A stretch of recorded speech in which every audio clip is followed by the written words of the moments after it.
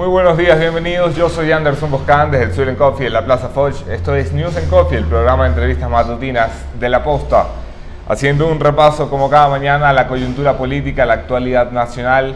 Esta mañana en caliente, declaraciones que vuelven a contradecir al presidente de la República por parte del Ministerio de Finanzas. No se terminan de poner de acuerdo en cuál es la deuda que le reconocen a los ecuatorianos, mientras el presidente en su última intervención pública cifraba la deuda en 69.000 millones de dólares. El Ministerio de Finanzas hoy la ha continuado cifrando de la forma en la que el correísmo lo dejó establecido en un decreto ejecutivo en 36.000 millones de dólares, todavía por debajo del techo legal y constitucional de la deuda del 40%. Estamos cerca del 34,5% según el último informe del Ministerio de Finanzas. También en caliente esperamos declaraciones en brevísimos minutos, cerca de las 9:05 de la mañana, del fiscal general de la Nación. Declaraciones que cambiarán el rumbo de la lucha contra el crimen organizado. Son declaraciones tremendamente importantes. Transmitiremos en directo la rueda de prensa del fiscal general. Nada más concluida esta entrevista. Por favor, quédense en la señal de La Posta. Muchas gracias por sus saludos.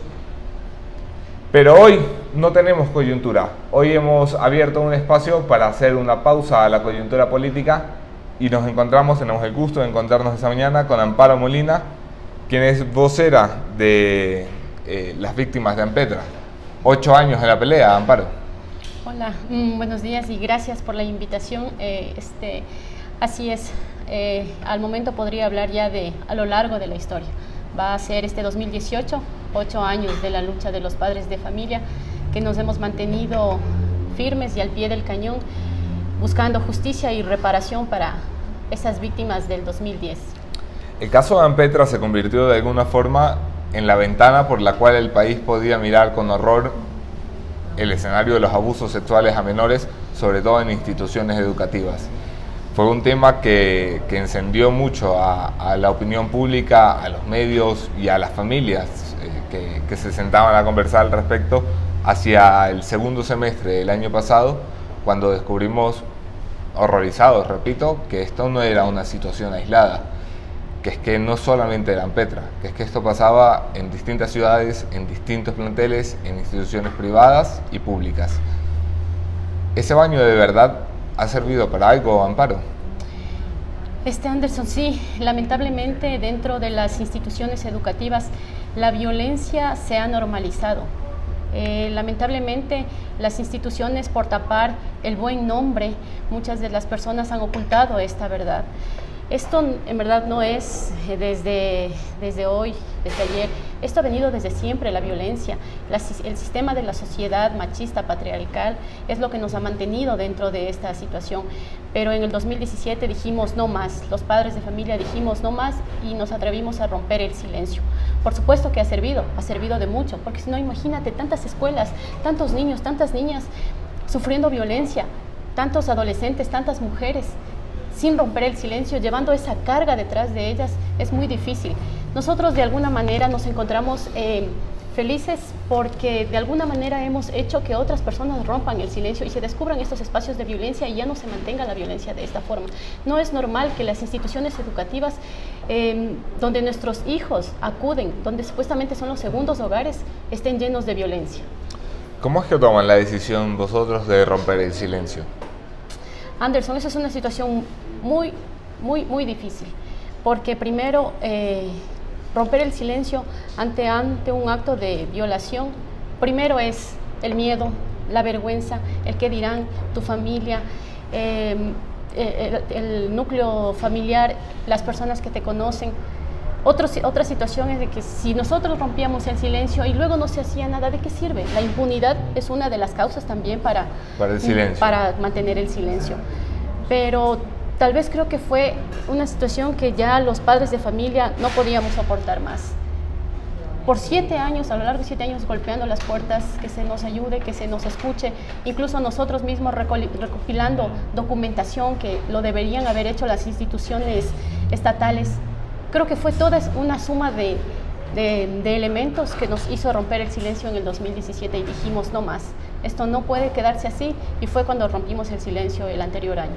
¿Qué tan acompañados han sentido desde entonces a la fecha por quienes deben acompañarlos, el sistema de justicia, la prevención y el cuidado de los menores, porque hay instituciones solamente creadas para aquella, la protección de la niñez. Bueno, esto ha llegado incluso al Parlamento, se ha creado una comisión especial y ocasional denominada la Comisión Ampetra, dirigida por su presidenta Silvia Salgado. Ya vamos a valorar lo que ha hecho la comisión, pero el gobierno y el Estado, ¿qué tanto han funcionado para acompañar y proteger a quienes fueron víctimas de un delito atroz? Bueno, Anderson, aquí lamentablemente yo tengo que ser muy sincera. Durante los 7 años que nosotros pasamos en esta lucha, no hubo el acompañamiento por parte del Estado. Como yo te decía hace unos momentos, se golpeó muchas puertas. Incluso a los padres de familia les tocó ellos mismos buscar la misma documentación para ir sumando al caso pruebas, documentos que se manejan dentro de lo que es la Fiscalía y todos estos movimientos engorrosos que son de la justicia. Lamentablemente no se tuvo el acompañamiento ni jurídico ni psicológico, no hubo un apoyo por parte del Estado, no hubo el acompañamiento. Lo que sí es que nosotros llegamos a tener el acompañamiento desde una fundación. En algunos casos que todavía estamos nosotros realizando el seguimiento, porque ahora ya no solamente es Ampetra, son muchísimos casos. Sí. Llegó en el 2017 un caso con 43 víctimas, ahora son 43 casos con más de 508 víctimas. Obviamente tenemos conocimiento de algunos casos que en sí aún esos protocolos, esos mecanismos no aterrizan de verdad a territorio. Entonces como que todavía nos hace falta pulir, pero yo creo que como son instituciones e instancias creadas, en el camino se va puliendo y se va logrando los Por lo menos objetivos. En la capacidad de reacción la que capacidad no había antes. De reacción, bueno sí, en la que no había antes, por supuesto, ahora sí, hay ya una capacidad de reacción. El ministro de Educación, Fander Falconi, lo recuerdo mucho cuando tuvo que asumir públicamente el rol que iba a tener el ministerio, muy preocupado por los protocolos que no se habían cumplido jamás. No es que en el anterior ministro, no, jamás se habían cumplido los protocolos, e interesado en implementar verdaderos protocolos, en que los profesores o directores o inspectores que conocieran estos casos supieran exactamente qué hacer y cómo canalizar estos casos hasta la justicia. Eso es un primer paso importante. ¿Qué sigue después de eso, Amparo? Anderson, por supuesto que existían los protocolos adecuados, existían los protocolos, pero ¿qué eran? Un papel muerto, no se cumplían. Letra muerta, no se cumplían, o en el mejor de los casos que digamos sí se cumplían, eran actividades como por ejemplo, si existía un abusador dentro de una escuela, lo que se hacía era cambiarle del lugar en el que estaban dando clases, cambiarles a la parte administrativa. La víctima continuaba teniendo contacto, por favor, con el agresor. O sea, ¿qué significaban esos protocolos? Esos protocolos, perdóname, eran un simple papel, no servían para nada. Ahora yo creo, estos protocolos tienen que ser aterrizados a territorio. El economista Fander Falconi, por supuesto, desde hoy en adelante, desde 2017, empezaron con la creación y la emisión de acuerdos ministeriales, pero yo digo muy bien, de aquí en adelante, aplaudimos la situación, pero ¿qué hay de esas víctimas de aquí hacia atrás? El siguiente paso por parte del ministro Fander Falconi obviamente es en este momento actuar de una forma inmediata, que esos protocolos aterricen a territorio, porque de verdad hay mucha normativa, hay muchas leyes, hay muchas cosas con las que se puede trabajar, pero se falla en la aplicación, Anderson. Definitivamente esos protocolos... ¿De quién depende esa aplicación? Porque cuando uno habla de esto, dice el Estado ha fallado o el Ministerio ha fallado, pero estas son responsabilidades ¿de quién? De los directores provinciales, de los rectores, del ministro mismo. ¿Quién debería estar al frente de que esto se cumpla como un relojito suizo? Ya, es que esto viene ya la aplicación desde la parte operativa, vamos desde abajo, vamos con las responsabilidades, vamos por el DECE, vamos subiendo por los rectores de las escuelas, vamos por los distritos, el distrito que a nosotros muchas de las veces nos cerró las puertas, el distrito 7, y que nos perdió incluso hasta documentación para no llegar al acceso a nosotros a la justicia. Vamos subiendo, la responsabilidad viene desde abajo, por eso es tan importante y tan esencial que cada ser humano, si cumpliésemos nuestro deber del que debemos cumplir dentro de nuestras áreas, esto funcionaría de otra forma la sociedad. Entonces, Anderson, todos tienen responsabilidad. Vamos desde la parte operativa, llegando hasta el ministro, quien tiene que presionar por ese cumplimiento de las actividades que están impuestas en la normativa. ¿Te parece que el ministro Falconi está haciendo la tarea o las tiene pendientes todavía? Todavía nos tiene pendientes. Todavía nos tiene pendientes porque, como yo digo, Anderson, voy a ser sincera también dentro de este punto, no ha habido todavía una institución, una persona, un ministro de Educación que haya salido al frente y haya dicho, aquí estoy yo les voy a hacer justicia, yo me voy a hacer cargo, yo voy a hacer... No, absolutamente nadie. Todo el mundo se ha lavado las manos. Ahora, porque nosotros nos encontramos dentro de la lucha y dentro de esta situación, es que hemos llegado a la Comisión Ampetra y con la Comisión Ampetra se empieza a trabajar y es cuando se mueven todas las instituciones, el Ministerio de Educación, el Ministerio de Justicia, que obviamente también se está trabajando en reparación, pero es ahora. Pero el Estado no puede ser reactivo, el Estado tiene que ser también... Tiene que ser proactivo y tiene que trabajar en políticas de prevención, porque si hubiesen habido las políticas públicas adecuadas para la prevención, Anderson, te prometo que yo no estuviese el día de hoy hablando aquí sobre este tema. El gobierno tomó el caso Ampetra, bueno, no solo la Ampetra, el real fracaso del sistema educativo y la protección a los menores que tuvo el Estado ecuatoriano y que sigue teniendo, lo tomó como una bandera política. Lo incluyó dentro de una consulta popular con una pregunta de imprescriptibilidad de delitos sexuales. ¿Cómo leyeron ustedes esa decisión? ¿Como un paso para complementar la renovación del sistema judicial para proteger a los menores o como agarrar una bandera política para hacer campaña? A ver, Anderson, aquí también hay una situación. Primero, la pregunta, yo creo que dentro de este contexto no debía haber ido. Pero... dadas las situaciones y las circunstancias, tocó. La pregunta fue, y hoy tenemos la respuesta que fue la respuesta del pueblo. Contundentemente favorable. Sí, favorable. Pero obviamente no somos, no nos vamos a hacer tampoco los de la vista gorda y entendemos que esta pregunta no debía estar dentro de la consulta, pero por las circunstancias y por toda la situación estuvo ahí. Nosotros...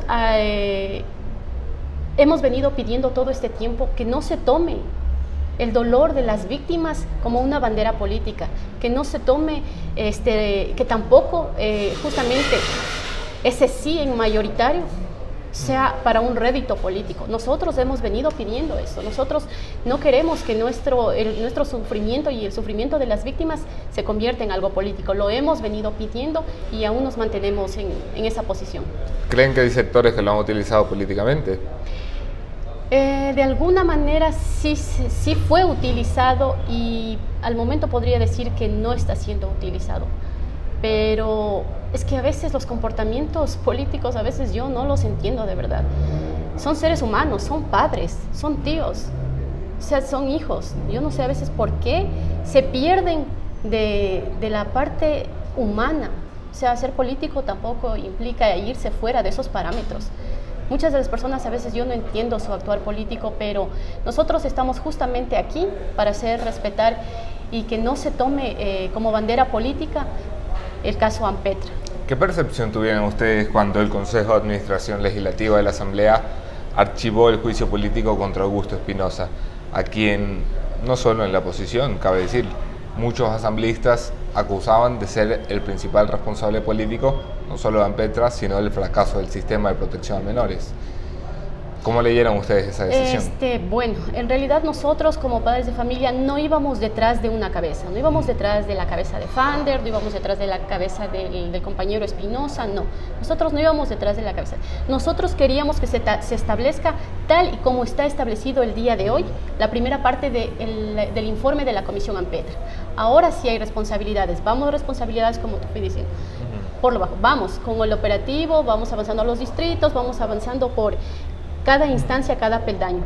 Como nosotros lo leímos, no tuvimos nosotros, bueno, sí hubo un poco de inconformidad en algunos padres, porque los padres también a veces se dejaron llevar un poco por la ansiedad y la situación y toda la expectativa que generó la creación de esta comisión. De alguna manera sí se sintieron como un poco como defraudados por el Estado, pero la situación no iba por ahí, porque si tú bien lo recuerdas, de pronto el grupo que es opositor al gobierno actual fue quien se tomó el juicio y el juicio y el juicio y el juicio. Y si vamos con el juicio, tal vez no sé dónde vamos a parar. Estamos yendo desde otra. Y esto era básicamente buscar una cabeza a la que echar toda la culpa y enterrar las culpas y responsabilidades en el señor Espinosa. No, y así no son las cosas. Tenemos que ir por como te digo, por abajo. Y en este momento, dentro del informe que se ha emitido ahora en la comisión, es que tenemos responsabilidades de la institución, de los intereses del rector, del distrito, y sigue avanzando así. Incluso hay nombres de subsecretarias que conformaron en ese tiempo la Subsecretaría de Educación. Vamos a la Comisión AMPETRA. La Comisión AMPETRA es una comisión de la Asamblea Nacional ocasional creada exclusivamente para el tratamiento de casos de abusos a menores en instituciones educativas, con la bandera simbólica y política en el mejor sentido de la palabra que puede significar el caso AMPETRA. Se supone que deben elaborar informes que permitan, primero, la determinación de responsabilidades y segundo, la luz que nos acerque a soluciones reales para que el Estado no vuelva a fracasar tan rotundamente como ha fracasado hasta ahora. ¿Se están acercando a los dos objetivos desde esa comisión? Ya. Bueno, dentro de este aspecto, la Comisión AMPETRA fue creada en el año anterior. Como te decía en un inicio, llegamos a la Comisión AMPETRA pidiendo justicia y reparación. Llegamos un caso con 43 víctimas. Pero de pronto, en el devenir del tiempo, esa comisión se desbordó. Salieron a la luz muchísimos casos. La gran expectativa que generó la comisión fue tenaz, pero de a poco y en el camino, los asambleístas, en conjunto con los actores sociales, que nosotros también formamos parte, se ha ido elaborando y se ha ido consolidando cierta información para poder ahora ya tener el primer informe, el que establece responsabilidades.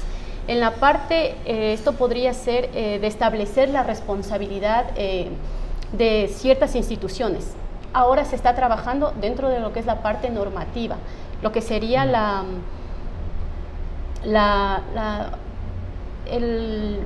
el cambio de las normas, el cambio de las leyes en los reglamentos, porque hay muchísimo. En el camino se ha ido viendo que hay muchísimos errores, que hay muchísimas cosas por hacer. ¿Quién falló, por ejemplo? No como personas, sino como procesos e instituciones. ¿Qué pasó que debía no haber pasado? Por ejemplo, existe el reglamento del Ministerio de Educación que goza de un aspecto especial, cuando sabemos que solo dos grupos objetivos en el país deben gozar de esa parte especial, que son los militares y la policía, de una ley especial. Y admirablemente la tiene el reglamento de educación, donde un profesor, como te comentaba en un inicio, podía realizar cualquier actividad de abuso sexual en una institución y hasta que se le compruebe, dentro. Se le pasaba a la escuela de al frente, hasta que se le compruebe. Y si no se le comprobaba toda esa situación, incluso podía él, con ese envase protegido en ese reglamento, él puede incluso demandar al Ministerio de Educación, que lo hizo. Entonces, todas esas leyes, toda esta situación están mal estructuradas de alguna manera. ¿Qué hay de los famosos DECE o las direcciones de consejería educativa? No recuerdo el nombre del acrónimo. Los DOBE, que eran antes, ahora son los DECES. Los DECES lamentablemente no estaban conformados por gente capacitada, porque los DECES originalmente tienen que estar conformados por personal que tenga primero ante todo vocación. Sí, evidentemente. Que tenga empatía, pero vocación, capacitación y ánimos de orientación a los menores. Por supuesto. En el caso, por ejemplo, de la escuela AMPETRA, ni siquiera los que integran cumplen con los perfiles de tener un título profesional, y no porque yo esté haciendo tal vez de menos a las personas que gozamos de experiencia y tenemos ciertas capacidades para poder ejercer ciertos puestos, no, pero se necesita cuando se trata del cuidado de niños, de niñas y adolescentes, se trata específicamente de buscar un perfil adecuado. No se trata de coger a cualquier persona y decir aquí está. ¿Hubo o no hubo responsabilidad de la institución al haber omitido un perfil profesional? Por supuesto que lo hubo. ¿Dónde está el reglamento? ¿Dónde está la ley en la que tenían que ellos hacer cumplir todos esos requisitos de buscar un perfil profesional adecuado para cuidar a niños, niñas, niños y adolescentes? ¿Qué hay de los rectores? Porque se supone que esto debe pasar inmediatamente, conocido por las autoridades del plantel, debe pasar las autoridades de distrito, según entiendo en los protocolos de educación. Y en muchos de los casos, sucedió en el caso de Aguirre Abad, esto se quedaba tapadito en el despacho del rector para no ensuciar su imagen ante el distrito y la comunidad. ¿Era así? Es que lamentablemente nuestros hijos, nuestros niños, no han sido vistos como un ser humano que se integra más a la sociedad para ser educado, para ser fortalecido. No, cada uno de nuestros hijos, cada uno de nuestros niños han sido vistos como signos de sucres. Para estos rectores, para estas rectoras, lo único que han visto en nuestros hijos es un rubro económico. ¿Qué es lo que pasó en AMPETRA? Por favor, no digan a nadie, no comenten a nadie, le damos una nueva beca, le doy esto, le doy esto, le doy uniformes, le doy todo esto, pero por favor no se diga nada, le cambiamos a otra escuela. ¿Por qué? Por el prestigio de la institución. ¿Y dónde queda el interés superior y el bienestar del niño? Nunca nos ha importado esa situación. Es por eso que también en este momento es hora de cambiar el chip. Los seres humanos debemos ser más solidarios y cumplir a cabalidad nuestro papel, nuestro rol en cada institución. No podemos dejar llevarnos porque el papel, la relevancia y la importancia de una institución, ¿no? ¿Dónde se queda, por favor? ¿Qué clase de rector, qué clase de rectora? Una rectora que no permite entrar a la policía para que se realicen las investigaciones. Claro. ¿Qué clase de persona, qué clase de ser humano es esta gente? María Eugenia Gilmer pregunta ¿qué tipo de reparaciones esperan las víctimas del caso Ampetra? Bueno, nosotros al momento estamos luchando justamente por una reparación. Yo les hago una pregunta. ¿Cómo se repara a un niño, a una niña violada? No se puede reparar. No se puede reparar a un niño o a una niña violada. Entonces, de alguna manera existe la ley de reparación integral, que en el Ecuador no tenemos una ley de reparación integral. Es por eso que también hemos pedido a la Asamblea que se cree, pero una verdadera ley de reparación integral. ¿Qué implica esto? Eso implicaría que se pida una parte simbólica, una parte material, una parte moral, que se cumpla en sí a cabalidad en una situación holística, que le cubra el todo. En este caso, por ejemplo, en Ampetra, nosotros ya, ¿qué podemos hacer? Hemos dado de alguna manera la vuelta a la página, pero sí necesitan esos niños, ahora adolescentes de 16, 17 años, sí necesitan que salga una persona del Estado a pedir disculpas, porque debe reconocerse que el Estado, la sociedad nos falló. Tiene que salir alguien. Entonces, al momento nosotros estamos esperando justamente la reparación simbólica que tiene que ser por parte del Estado, donde se salga, y yo no sé, en un acto público se puede ofrecer disculpas públicamente a los padres de familia, también el reconocimiento a esos padres que lucharon a través de 7, 8 años, el aguante, la lucha, la tenacidad que tuvieron para poder estar al frente de esta lucha y mantenerse hasta el día de hoy. La reparación simbólica significa que alguien salga, nos pida disculpas, en especial a esos chicos, para que ellos de alguna manera cierren ese círculo nefasto ocurrido en sus vidas y puedan continuar con su proyecto de vida. 1 año y medio después de que el país se conmocionara y se pusiera a debatir sobre lo que debía y no debía hacerse para proteger a los niños y menores, ¿crees que nos acercamos a que las escuelas sean un lugar más seguro para nuestros niños? ¿O estamos bastante verdes en la tarea? Anderson, como yo aquí también quiero recalcar, es el papel de cada ciudadano, de cada persona, que cumplamos nuestro rol a cabalidad. Tal vez, bueno, en este momento se encuentran trabajando las instituciones estatales por reformar la normativa, los reglamentos, las leyes, pero también es un trabajo conjunto entre la familia y la escuela. Este trabajo no es tampoco solamente del Estado, este trabajo también es de la sociedad, también es la de los padres. Los padres, por ejemplo, podemos hacer aquí una remembranza un poco de lo que sucedió. Los niños les decían a sus padres, niños de 9 años ya daban señales de alertas, pero los padres por andar, yo sé, a veces el tiempo acelerado de trabajo y toda la situación, no prestamos atención a nuestros hijos y nuestros hijos están ahí diciéndonos, dándonos un mensaje, dándonos una señal. ¿Qué es también el papel de los padres? Escuchar, sentarse con sus hijos, no darles 15 minutos del día, sentarse con sus hijos, conversar, hablar y lo más importante, creerles. Tú no debes dudar de la palabra de tu hijo, debes creerle.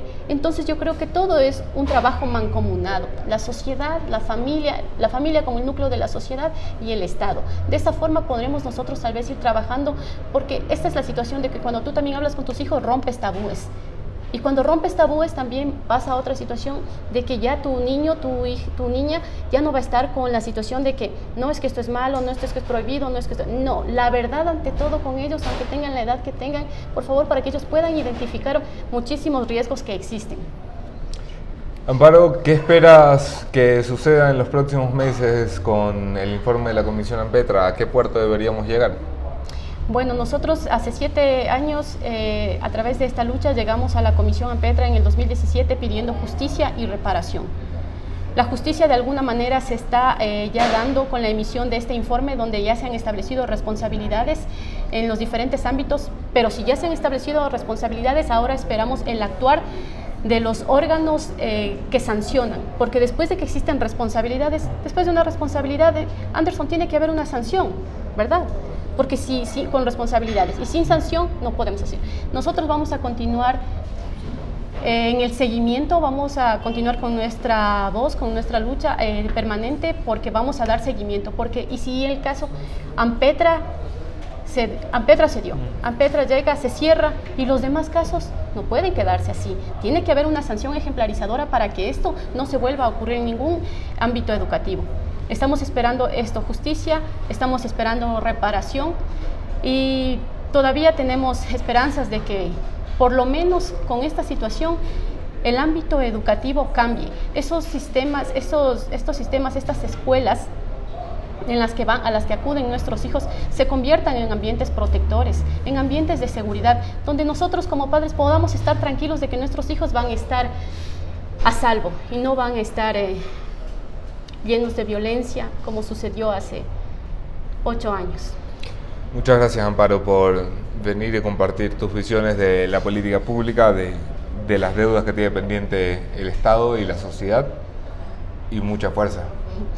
Bueno, muchas gracias y nos llevamos la fuerza porque sí, nos hace falta a veces, pero igual vamos a mantenernos al pie del cañón siempre ahí con nuestra voz activa. Muchas gracias y felicitaciones por el espacio. Encantado. Gracias. Gracias a ustedes también por conectarse, por sus comentarios, sus preguntas, sus likes, sus compartir y todas las cosas importantes que hacen por nosotros cada mañana. Hoy no puedo decirles que nos veremos mañana con otro tema, otro entrevistado, mismo entrevistador. Hoy salgo de este espacio momentáneamente. Me voy a recibir a mi segunda nena, cuyo nacimiento está previsto para hoy, y me voy a recibir a mi segunda nena, Amelie, con las ganas de que nazca en un país que la proteja, con las ganas de que nazca en un país donde el caso Ampetra sea un caso en el que miremos soluciones, en el que los políticos dejen de jugar a tirarse la pelotita y a tratar de salir en muchas entrevistas cuando el tema está caliente en los medios de comunicación y empiecen a buscar soluciones efectivas, empiecen a buscar más allá que cabezas que cortar de uno u otro bando, formas en las que garantizan a los niños, como mi hija, que nacerá hoy en territorio ecuatoriano, muy quiteña, muy contento por eso, que esto no volverá a suceder, o que esto sucederá la menor cantidad de veces, o que esto sucederá sin la complicidad del Estado, como ha sido hasta ahora.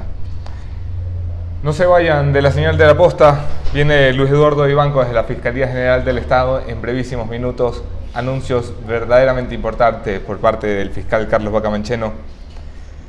Estaré de vuelta pronto, ahí se ven, tomen mucho café. Ay, no, qué chévere.